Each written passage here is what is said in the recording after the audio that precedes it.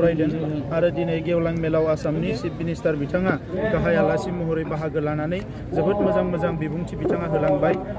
बर' राव थुनलाइ जौगानायजों लोगोसे बर'नि सानसुमै मेलेमजिबि बिथांमोनखौबो बर' माहारिखौ गियाननि बिथिङाव गुबुन बिथिङाव बोरैहाय जौगालांनांगौ बिनि थाखाय बोरै हाबाफारि लानांगौ बाहागो लानांगौ बेफोर गासैबो खोथाफोरखौ जोबोद मोजाङै बुंलांदों आरो गिबि खेबनि थाखाय बेबायदि चिफ मिनिस्टार बिथाङा फैनानै हारिनि गोबां नांगौ बिथिंफोरनि सायाव गेबेङै खोथा बुंलांनाया जोबोद बाख्नायथाव जादों। आं बिथांखौ साबायखर बावो।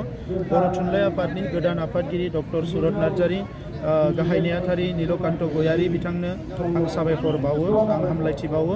फैबाय थानाय समाव बिथांमोना जोबोद गोख्रोङै बर' थुनलाइ आफादखौ खामानि मावलांनो हाथों आरो लोगोसे बारग' आफादगिरि तरेन बर' बिथां आरो लोगोसे बारग' नेहाथारि प्रशान्त बर' बिथांमोननोबो आं साबायखर बावो। बिथांमोना थांनाय समाव जोबोद मोजाङैनो आफादखौ दैदेनबोदों आरो बर' हारिनि बर' राव थुनलाइनि गोबां जेंनाफोरखौ सुस्रांनायाव जाफुंसार महर मोनदों। फैबाय थानाय समाव बर' थुनलाइ आफादा जि हाबाफारि लादों, जि बिथांखि लागोन बे गासैबो जाफुंसार महर मोनथों, आं बेखौनो अबंलावरिनि खाथियाव आर'ज गाबो।